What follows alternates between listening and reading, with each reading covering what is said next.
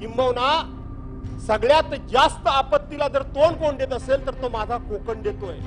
अख्खी चिपळूण आणि संगमेश्वर, चिपळूण, खेड आणि महाड पुरी बाजारपेठ पाण्याखाली गेली, पुरी बाजारपेठ पाण्याखाली गेली।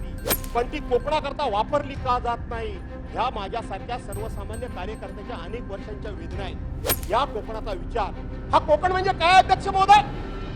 सरकारनं कुठलीही योजना काढून बघा, कुठल्याही, मी मागच्या वेळेला सभागृहामध्ये सांगितलं होतं ते माझं सरकार असलं तरी सुद्धा, पण कोकणाला उत्तर काय देऊ? कारण संपूर्ण विधिमंडळामध्ये आणि मंत्रालयामध्ये कोकणाचा एकत्रितपणे डाटाच तयार नाही।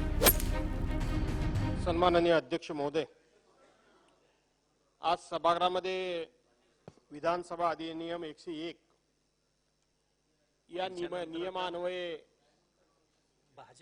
दोन प्रस्ताव आलेले आहेत आणि हे दोन्ही प्रस्ताव आपण एकत्रितपणे चर्चेला घेतलेले आहेत आणि त्या प्रस्तावावर मी माझे विचार व्यक्त करण्याकरता म्हणून अध्यक्ष महोदय या ठिकाणी उभा आहे। ही गोष्ट खरी आहे की राज्यामध्ये सातत्यानं अवकाळी पाऊस पडतोय। यंदाचा जो हंगामी पाऊस होता तो पाऊस सुद्धा उशिरा सुरू झाला, मध्येच तो महिनाभर पाऊस गायब झाला, पुन्हा तो पाऊस सुरू झाला आणि तोही संपूर्ण राज्यामध्ये सगळीकडे सर्वसारखा किंवा सर्वदूर पडला असं नाही। त्यामुळं जिथे पडला तिथे नुकसान झालं, जिथे पडलाच नाही तिथे सुद्धा आज पाण्यासारख्या फार मोठ्या समस्येला आपल्याला भविष्यामध्ये सामोरं जावं लागणार आहे, कारण बरेचशी धरणं, बरेचसे पाटबंधारे हे पूर्णपणे कोरडे आहेत। या पार्श्वभूमीवर आपण सगळे शेतकऱ्यांना काय मदत करू शकतो, कशा प्रकारे मदत करू शकतो, सरकारनं कोणतं धोरण, कोणता नियम किंवा कोणता निर्णय करणं आवश्यक आहे, या संदर्भामध्ये तो निर्णय व्हावा म्हणून सभागृहामध्ये ही जी चर्चा सुरू आहे त्या चर्चेमध्ये मी भाग घेण्याकरता उभा आहे। अध्यक्ष महोदय, आज धानासारखं पीक जे विशेष करून विदर्भामध्ये आहे ते पूर्णपणे धुळीस मिळालं अवकाळी पावसामुळे। ज्या संत्रा नगरीमध्ये आपण उभे आहोत तिथलं संत्र्याचं पीक हे शेतकऱ्यांच्या हातामध्ये गेलं। ज्या विदर्भामधले काही जिल्हे आणि मराठवाड्यातले देखील काही जिल्हे कापूस उत्पादक जिल्हे म्हणून आहेत, तिथल्या कापसाची काय अवस्था ही माझ्यापूर्वीच्या सन्मान्य सदस्यांनी यापूर्वीच सांगितली। त्याचबरोबर अध्यक्ष महोदय, आपण बघितलं असेल तर पश्चिम महाराष्ट्रामध्ये जो ऊस उत्पादक शेतकरी आहे तो ऊस उत्पादक शेतकरी नवनवीन तंत्रज्ञान अवगत करून रोज प्रगतीकडे एक एक पुढचं पाऊल टाकत होता, परंतु 2 ते 3 दिवसापूर्वीच केंद्र सरकारने एक निर्णय जाहीर केला। त्याचे निश्चित स्वरूपाचे परिणाम काय होतील हे मला माहित नाही, पण परिणाम वाईट होतील एवढं नक्की की जो शेतकरी को जनरेशन म्हणून काही पॉवर सुद्धा जनरेट करत होता, जो शेतकरी इथेनॉल निर्माण करून पेट्रोल मध्ये टाकून तो त्या साखर कारखान्यांना आर्थिक दृष्ट्या हातभार लावत होता, शेतकऱ्यांची आर्थिक स्थिती मजबूत करण्याचा प्रयत्न करत होता, ते इथेनॉल बंद करण्याचा निर्णय केंद्र सरकारनं केल्याचं आम्ही प्रसार माध्यमाच्या माध्यमातून वाचलं, पाहिलं, ऐकलं। खरं किती खोटं किती हे सरकारला माहित, आणि म्हणून तोही शेतकरी आता अडचणीत आहे। तिकडेही शेतकऱ्याचं गाळप पश्चिम महाराष्ट्रामध्ये होत नाहीये, तोही शेतकरी अडचणीत आलेला आहे। आणि त्याचबरोबर ज्या कोकणाचं मी प्रतिनिधित्व करतो त्या कोकणाच्या बाबतीत काय सांगावं हाच माझ्यासमोर प्रश्न आहे। मगाचपासून सन्मान्य सदस्यांनी, अनेक सदस्यांनी सांगितलं की आमच्या बांधावर, आमच्या शेतावर, आमच्या शेतामध्ये सगळे काय काय मंत्री जाऊन आले। या महाराष्ट्रामध्ये कोकण नावाचा प्रांत आहे की नाही हाच माझ्यासमोर प्रश्न आहे। या सगळ्या आपत्तीमध्ये कोकणावर ही आपत्ती आली नाही का? तर कोकणावर सुद्धा ही आपत्ती आली। किंबहुना सगळ्यात जास्त आपत्तीला जर तोंड कोण देत असेल तर तो माझा कोकण देतोय। फक्त तो कोकण आपल्या व्यथा ह्या ज्या प्रमाणामध्ये किंवा ज्या प्रकारे मांडायला पाहिजे तो कोकण मांडत नाही। किंबहुना हे नैसर्गिक संकट आहे, शेवटी ह्याला तोंड दिलंच पाहिजे असा विचार करून तो कोकण त्याचा सामना करतोय। 2009 साली अध्यक्ष महोदय फॅन वादळ आलं, त्या भयान वादळामध्ये संपूर्णपणे कोकणातली बागायत उद्ध्वस्त झाली. बागायत उद्ध्वस्त झाली. आपण सरकार म्हणून त्यावेळेला शेतकऱ्यांना बागायतदारांना काय मदत करू शकलो? आपण सर्वसाधारणपणे शेतकऱ्यांचं जे कर्ज घेतलेलं असतं बागायतदारांनी त्याचं रिशेड्युलिंग करतो. पण कोकणामध्ये कर्जच कोण घेत नाही आणि कर्ज घेत नाही म्हणून आम्ही तुम्हाला मदत करू शकत नाही. अशा पद्धतीचं सरकार काम सरकारच्या कडून उत्तर ठरलेलं आहे. त्याला मदत कोणी करू शकला नाही. कोकणामध्ये एक पिकी शेती आहे, फक्त एक पिकी. अध्यक्ष महोदय, पाऊस पडला तर ती होईल, पाऊस अति पडला तरी पण ती होत नाही. पावसाला सुरुवात झाली आणि पाऊस मध्येच जर गायब झाला, मध्येच जर गेला, तर आपण इतर भागातल्या शेतकऱ्यांना शेत बियाणं देतो, खतं देतो, आणखीन काय मदत करतो.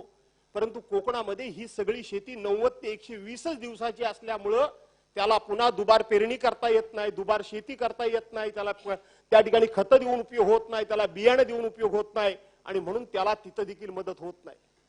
2009 साली फयान वादळ आलं, त्यानंतर तौक्ते वादळ आलं, त्यानंतर निसर्ग चक्रीवादळ आलं. 22 आणि 23 जुलै 2023 रोजी ते 21ला त्या ठिकाणी कोकणामध्ये संपूर्णपणे महापूर झाला. आपण बघितलं असाल, महाडला दरड कोसळून किती माणसं मेली. परवांच्या दिवशी इर्शालवाडीमध्ये सुद्धा दरड कोसळून किती माणसं मेली. त्या ठिकाणी माझ्याच मतदारसंघामध्ये खेड तालुक्यामध्ये पोसरे गावामध्ये दरड कोसळून 19 माणसं दरडीखाली गेली. अख्खी चिपळूण आणि संगमेश्वर, चिपळूण, खेड आणि महाड पुरी बाजारपेठ पाण्याखाली गेली. पुरी बाजारपेठ पाण्याखाली गेली. उभ्या आयुष्याची उभी केलेली पुंजी, ही पुंजी पूर्णपणे माती मोल झाली. सगळी तिला जलसमाधी मिळाली, जलसमाधी मिळाली. सरकारनं त्यांना काय मदत केली? आज सरकार जे सांगतंय की एनडीआरएफचे निकष बदलून आम्ही मदत केली, पण ती एनडीआरएफचे निकष बदलून अनिल भाईदे त्यावेळेला माननीय उद्धव साहेब ठाकरेंचं सरकार होतं आणि महाविकास आघाडीचं सरकार होतं, ज्याच्यामध्ये लांबून बिमून जवळून तुम्ही पण असाल. खऱ्या अर्थानं एनडीआरएफचे निकष त्याच वेळेला बदलले गेले. पण एनडीआरएफचे निकष बदलून त्यावेळेला सर्वांना जी मदत झाली ती मदत झाली. पण अशा पद्धतीनं शेतकऱ्याला अधिकची मदत जी कोकणामध्ये करायला पाहिजे ती अध्यक्ष महोदय कशी करणार, याचा कधीतरी गांभीर्याने विचार होणार आहे की नाही होणार आहे? कधीतरी या संदर्भामध्ये अशा आपत्तीच्या वेळेला मंत्री त्या कोकणाच्या मदतीला, कोकणाला दिलासा देण्याला, कोकणामध्ये खऱ्या अर्थानं काय नुकसान झालंय हे समजून घेण्याकरता कधीतरी तुम्ही येणार आहात की नाही येणार आहात? मुळामध्ये जर तुम्ही तिथं आलातच नाही, तुम्हाला जर त्यांचं दुःखच समजलं नाही, तुम्हाला झालेलं त्यांचं नुकसानच जर दिसलं नाही, तर तुम्ही त्यांना मदत करण्याची भूमिका कशी घेणार? आणि म्हणून अनिल भाऊ, कधीतरी तुम्ही या माझ्याकडे येऊ नका. आमचे सहकारी शेखर निकमांच्याकडे पाहिजे तर या. माझ्याकडे यायला तुम्हाला काय अडचण असेल तर त्यांच्याकडे या, माझी काय अडचण नाही. पण या कोकणाचा कधीतरी विचार करा. काय झालंय कोकणामध्ये अध्यक्ष महोदय? आज देशामध्ये 23 लाख हेक्टर आंबा उत्पादन पीक घेतलं जातं. 151.88 लाख टन उत्पादन हे त्या ठिकाणी होतं. त्यातलं 1.63% म्हणजे जवळजवळ फक्त 1.5% उत्पादन हे कोकणामध्ये होतं आणि कोकणातलं परदेशामध्ये जाण्यामध्ये त्याला मदत होते. का उत्पादन या ठिकाणी कोकणात वाढू शकत नाही अध्यक्ष महोदय? कोकणातला हापूस आंबा हा जगप्रसिद्ध आंबा आहे. या जगामधल्या बाकीचे कुठलेही आंबे असतील, आंब्याच्या जाती असतील, पण कोकणाच्या हापूस आंब्याची जात आणि चव ही दुसऱ्या कुठल्याही आंब्याला नाही. त्या कोकणातला हापूस आंबा हा अत्यंत सेन्सिटिव्ह असतो, अत्यंत नाजूक असतो.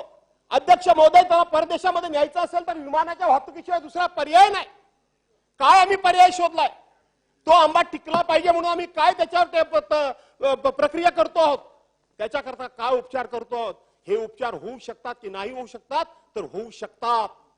याच सरकारनं गेले 30 वर्ष मी अनेक वेळा ऐकलंय की नाशिक सारख्या ठिकाणी जे अन्य भागामध्ये द्राक्षाचं उत्पादन होत असे आणि त्या द्राक्षाचं उत्पादन ज्या वेळेला नाश व्हायचं, त्याच पद्धतीनं डाळिंबावर सुद्धा तेल्या नावाचा रोग पडत असे, त्याचा सर्वनाश करण्याकरता म्हणून या सरकारनंच जी काय राज्यामध्ये वेगवेगळी सरकारे असतील त्या सरकारने पुढाकार घेतला आणि आज त्या ठिकाणी द्राक्षावरचा रोग किंवा द्राक्षांचं होणारं नुकसान तेही जवळजवळ संपवलं. डाळिंबाचं होणारं नुकसान तेही जवळजवळ संपवलं. केळ्यांचं होणारं नुकसान, केळी पिकाचं तेही संपवलं. मग कोकणामध्ये का संशोधन होत नाही? याचा अर्थ ही टेक्नॉलॉजी अवेलेबल आहे, पण ती कोकणाकरता वापरली का जात नाही? ह्या माझ्यासारख्या सर्वसामान्य कार्यकर्त्याच्या अनेक वर्षांच्या वेदना आहेत. अध्यक्ष महोदय, हे सगळं झाल्यानंतर तुम्ही म्हणाल तुम्ही इतके वर्षात तुम्ही काय केलं. मी माझ्या दृष्टीने प्रयत्न केला. ज्यांनी मदत केली त्यांचं नाव मला घ्यावंच लागेल. अध्यक्ष महोदय, आज या सभागृहामध्ये राधाकृष्ण विखे पाटील नाही आहेत, जे महसूल मंत्री आहेत. त्यांच्याकडे कृषी खातं होतं, त्यांना मी वारंवार कोकणामध्ये घेऊन गेलो. त्यावेळेला हर्षवर्धन पाटलांच्याकडे हे खातं होतं आणि त्याचबरोबर अजितराव घोरपडे हे सिंधुदुर्गाचे पालकमंत्री होते. मी विरोधी पक्षाचा शिवसेनेचा आमदार होतो. सगळ्यांचे दोष मी माझ्या पदरात टाकून घेतले, पण माझ्या कोकणाचा सुद्धा कुठे ना कुठेतरी विचार झाला पाहिजे म्हणून त्यांच्या बाजूला बसून त्यांना तिकडे घेऊन जाऊन त्या संदर्भामध्ये तिथल्या बागायतदारांच्या बैठका करून यांनी सहकारामध्ये काम केलेले हे लोक आहेत.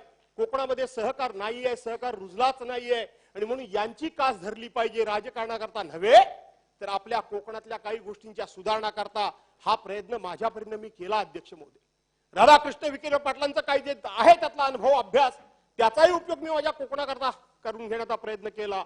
आणि म्हणून इथं अजित दादा बसलेत, त्यांच्या तोंडासारखं बोलून काय फायदा नाही. आता तर ते तिकडेच गेलेत, त्यामुळे आता ते त्यांच्यासारखेच बोलायला लागलेत. मोठा धक्काच बसला मला खरं सांगायला गेलं.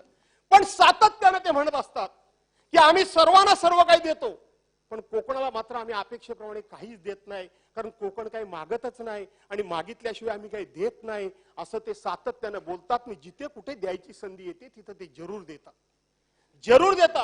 ह्या परंतु मला विनंती आहे की या संदर्भामध्ये कधीतरी एकदा आंबा बागायतदार असेल, काजू बागायतदार असेल, नारळवाला असेल, पोपळी बागायतदार असेल, कोकणामधले जी विविध फळं आहेत ती फळं टिकण्याकरता, त्याची परदेशामध्ये वाहतूक होण्याकरता, ती अधिक चांगल्या प्रकारे टिकून राहून त्यातून शेतकऱ्याला अधिक बागायतदाराला अधिकचं उत्पन्न होण्याकरता कधीतरी एखादी चांगले तंत्रज्ञ बोलवानी एखादी परिषद घ्या ना दादा. ज्या तुम्ही तुमच्या भागामध्ये वेगवेगळ्या प्रकारच्या घेता, ज्याचं तुमच्याकडे ज्ञान आहे, ज्याची तुम्हाला माहिती आहे, कोकणाबद्दल तुम्हाला आदर आहे, आस्था आहे, पण ती कृतीमध्ये उतरू द्या. आणि ती तुमच्यामध्ये क्षमता आहे म्हणून आम्ही तुमच्याकडे सातत्याने या संदर्भामध्ये अपेक्षा करतो. आणि म्हणून अध्यक्ष महोदय, या कोकणाचा विचार, हा कोकण म्हणजे काय अध्यक्ष महोदय? सरकारने कुठलीही योजना काढून बघा, कुठल्याही. मी मागच्या वेळेला सभागृहामध्ये सांगितलं होतं ते माझं सरकार असलं तरी सुद्धा मी कधी बाजू बदलली म्हणून माझे विचार मी कधी बदलत नाही. मी माझी भूमिका कधी सोडत नाही आणि मी माझ्या तत्वांपासून जराही ढळत नाही. सरकार कोणाचं आहे त्याची मला काही देणं घेणं नाही. माझ्या कोकणाच्या पदरामध्ये मी काय टाकतोय किंवा या महाराष्ट्रातल्या सर्वोच्च सभागृहाच्या माध्यमातून महाराष्ट्राच्या पदरात मी काय टाकतोय याचा विचार मी करत असतो. त्यामुळे असं समजण्याचं कारण नाहीये की आज मी सरकारमध्ये नाहीये. आठवत असेल सिनियर लोकांना, सरकारमध्ये असताना सुद्धा माझ्या सरकारवर आसूड ओढायला मी कधी मागे पुढे बघितले नाहीत, कधीच मागे पुढे बघितलं नाहीत. आणि म्हणून अध्यक्ष महोदय, मला तुम्हाला हेच सांगायचं आहे की या कोकणाच्या दृष्टीने कधीतरी हे कोकण म्हणजे काय आहे? हा कोकण म्हणजे डॉलर भूमी आहे. डॉलर भूमी आहे. हा जर आंबा परदेशात पाठवतो तर तो आपल्या देशाला परकीय चलन मिळवून देतो डॉलरच्या रूपामध्ये. मच्छी म्हणजे मासे, कोकणाला, महाराष्ट्राला 720 किलोमीटरचा जो समुद्र किनारा आहे तो फक्त आणि फक्त माझ्या कोकणालाच आहे. त्या कोकणातलं मासे, समुद्रातून मिळणारे मासे आम्ही जेव्हा परदेशामध्ये पाठवतो त्यातून सुद्धा डॉलरच्या रूपामध्ये या देशाला चलन मिळतं. अध्यक्ष महोदय, कोकणामध्ये मोठ्या प्रमाणामध्ये पर्यटनाला वाव आहे, खूप मोठा वाव आहे. त्यावेळेला सिंधुरत्न योजना म्हणून उद्धव साहेबांच्या कारकिर्दीमध्ये दादाच त्यावेळेला अर्थमंत्री होते, त्यावेळेला ती एक योजना काढून त्याला आपण बऱ्यापैकी चालना देण्याचा प्रयत्न केला. आज त्या योजनेचं काय आहे ते एकदा माहिती घ्या तुम्ही. आजही तुमच्याकडे अर्थमंत्री आहात.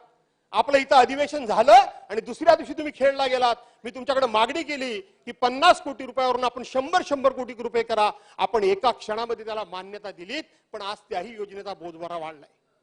वेळ भरपूर कमी आहे. माझ्या वतीने मी एकटा बोलणार आहे, जरा बेल फक्त वाजवू नका. मी सातत्यानं महाराष्ट्राला आव्हान करतोय, सरकारला आव्हान करतोय की जवळजवळ 30 ते 35 योजना या महाराष्ट्राच्या या विधिमंडळामध्ये मी अनेक वेळा मांडल्या. 1936 साली सभागृह अस्तित्वात आलं. सगळ्या भागांवर चर्चा झाली होती, परंतु कोकणाच्या विकासावर कधी कधी कधी कधी स्वतंत्रपणे चर्चा झाली नाही, कधीच झाली नाही. ती चर्चा वरच्या सभागृहामध्ये, मी विधान परिषदेचा आमदार होतो आणि माझे नेते कैलासवासी गुरुनाथ कुलकर्णी होते आणि आम्ही ती सभागृहामध्ये पहिली चर्चा घडवली. आज या सभागृहामध्ये किंवा हयात नसलेले कैलासवासी विलासरावजी देशमुख त्यावेळेला महाराष्ट्राचे मुख्यमंत्री होते आणि त्यांनी जवळजवळ त्या चर्चेला उत्तर द्यायला 7 दिवस घालवले. आणि मग त्यांनी उदार अंतःकरणानं, मनमोकळेपणा, राजकारणातला राजहंस म्हणून ज्यांचा उल्लेख आपण आदराने करतो त्यांनी सांगितलं की भास्करराव, मी या चर्चेला उत्तर देताना माझ्यासमोर अनेक प्रकारच्या अडचणी होत्या. कारण आज विदर्भाचा विषय, मराठवाड्याचा विषय, पश्चिम महाराष्ट्राचा विषय, उत्तर महाराष्ट्राचा विषय, कापूस असेल, कांदा असेल, ऊस असेल, ज्वारी असेल, बाजरी असेल, संत्रा असेल, नुसता विषय निघायची खोटी की आमची उत्तरं ठरलेलीच असतात म्हणाले. फक्त आकडे बदलायचे असतात, उत्तरं तयार असतात. पण कोकणाला उत्तर काय देऊ? कारण संपूर्ण विधिमंडळामध्ये आणि मंत्रालयामध्ये कोकणाचा एकत्रितपणे डाटाच तयार नाही, एकत्रितपणे डाटा तयार नाही. आणि त्यावेळेला विलासरावांचे शब्द होते की आज भास्करराव तुमचं आणि गुरुनाथ कुलकर्णींचं जे भाषण झालं ते आमच्या खऱ्या अर्थानं कोकणाच्या विकासाची डॉक्युमेंटरी म्हणून आम्ही तयार करून ठेवू. तो पहिला दिवस होता.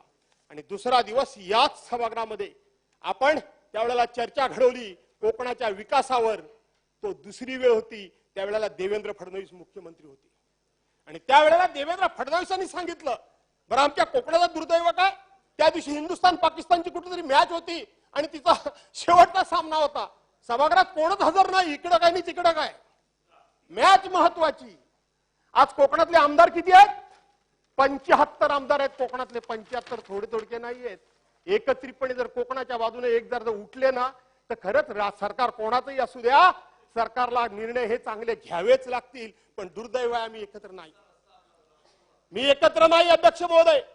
आणि म्हणून याचा कधीतरी विचार होणं गरजेचं आहे की कोकण, आणि मी म्हणून माझा मुद्दा हा होता की महाराष्ट्र सरकार फडणवीस सांगतोय की आम्हाला 20,000 कोटी रुपये कर्जाऊ द्या, कर्जाऊ द्या, आम्हाला फुकट नको. आणि आम्ही सांगतो त्या योजना एकदा सरकारनं अंमलात आणाव्यात. माझी खात्री आहे ते महाराष्ट्र सरकारचा एकही पैसा शिल्लक राहणार नाही. 20,000च्या 20,000 आम्ही परत फेडू आणि उलटी महाराष्ट्राच्या इकॉनॉमीला आम्ही मदत करू, एवढी क्षमता माझ्या कोकणामध्ये आहे, कोकणामध्ये आहे. पण आपण कधीतरी एकदा मी सांगितल्याप्रमाणे श्वेतपत्रिका सरकारने काढावा, प्रत्येक योजना डोळ्यासमोर ठेवून कोकणाला काय दिलं आणि बाकीच्या भागाला काय दिलं, बाकीच्या भागाला का दिलं, हा माझा प्रश्न नाही, हा माझा प्रश्न नाही. हा माझा प्रश्न नाहीये. कोकणाला काय, बाकीच्या भागाला का दिलं हा माझा प्रश्न नाही. कोकणाला काय दिलं हा माझा प्रश्न आहे. मुंबईचं कोकण 75 आमदार म्हटल्यानंतर काय हेच सगळे अध्यक्ष महोदय. आणि म्हणून आपण एकदा कधीतरी या सरकारने कधीतरी ही भूमिका घेण्याची गरज आहे. आणि त्यावेळेला देवेंद्र फडणवीसांनी उत्तर दिलं. आणि त्यावेळेला देवेंद्र फडणवीसांनी काही 4-2 निर्णय घेतले. त्यातले एक कोकण पर्यटन मंडळाचं त्या ठिकाणी एक फक्त साधा त्यावेळेला अध्यक्ष त्या प्रमोद जठारांना केलं, झाली निवडणूक आली, विषय संपला.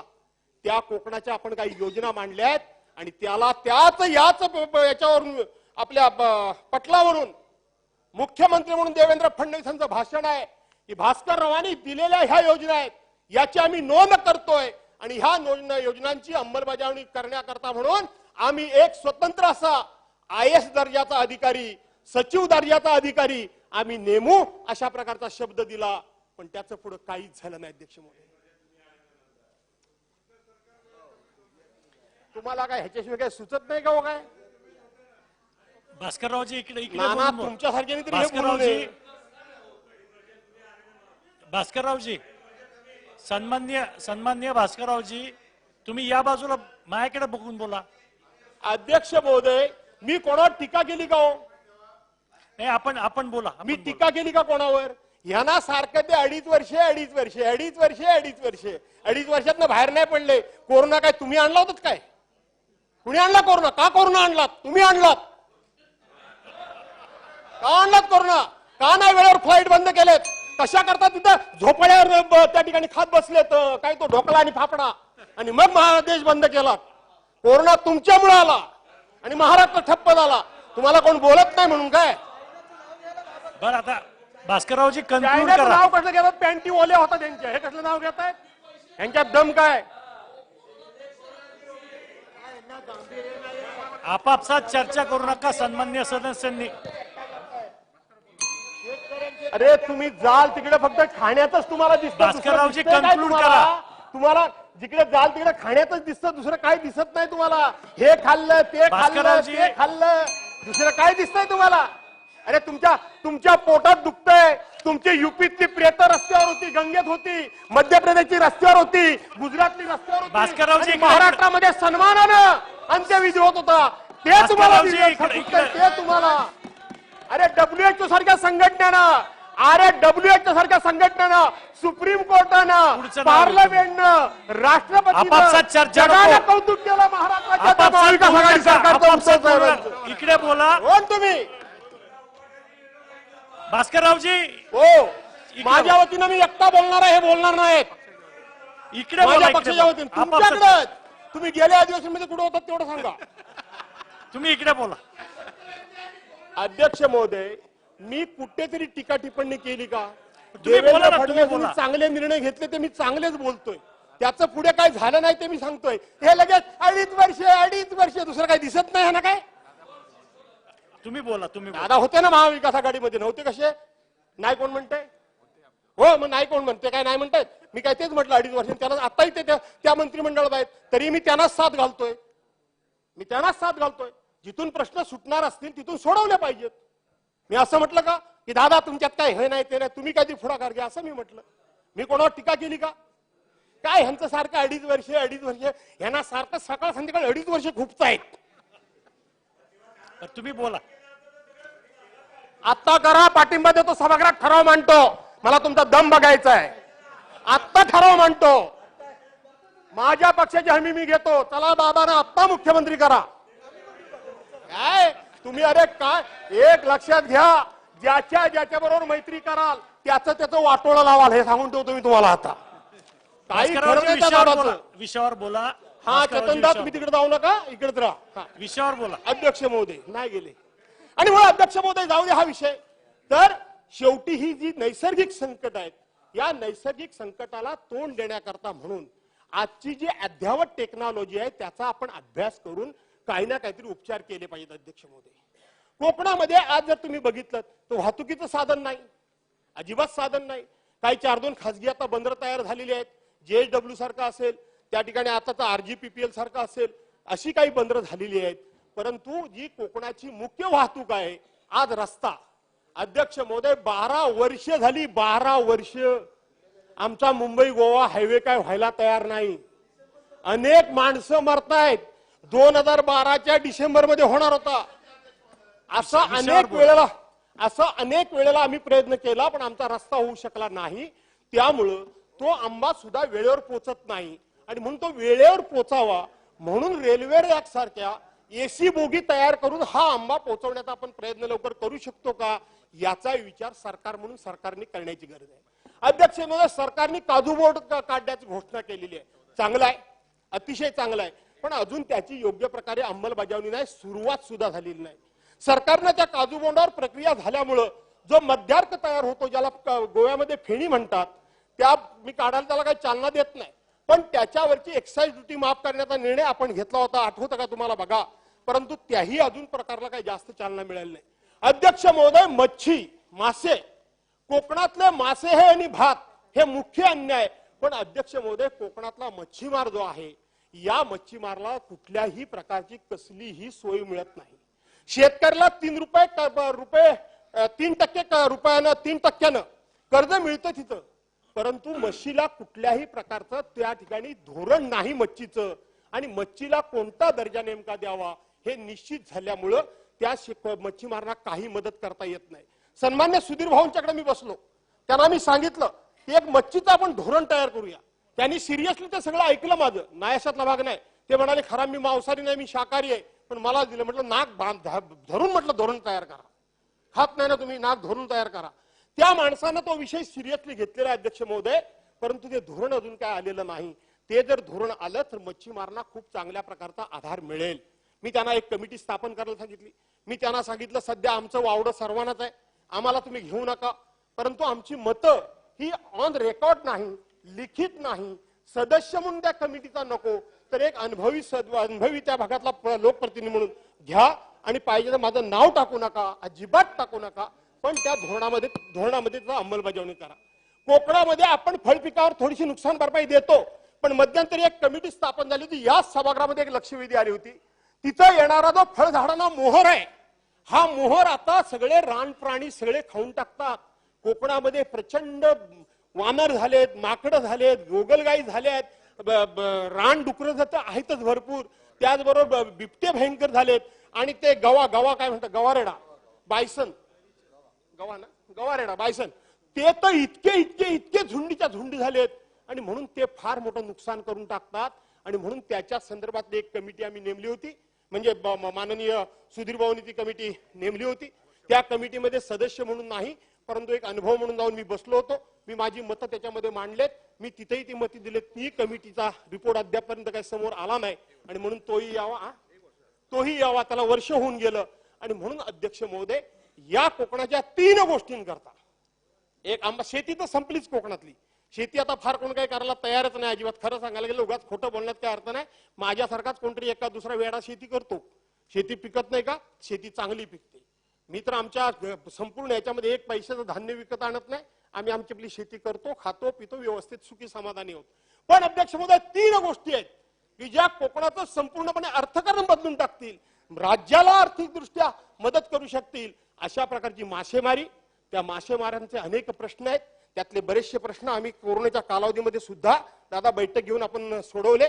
2014 ते 19 त्यांचा डिझेल परतावा जो मिळतो व्हॅट, त्यातला एकही पैसा मिळाला नव्हता. ती बजेटमध्ये तरतूद तुम्हीच केली, ते यंदा पैसे मिळाले. पण त्यातलं एक काम अजून राहिलंय. ज्या वेळेला एनसीडीसी प्रकरण होतात त्यावेळेला 20% हे राज्य सरकार देतं, 10% लाभार्थी देतो आणि बाकीचे सगळे केंद्र सरकार देतं.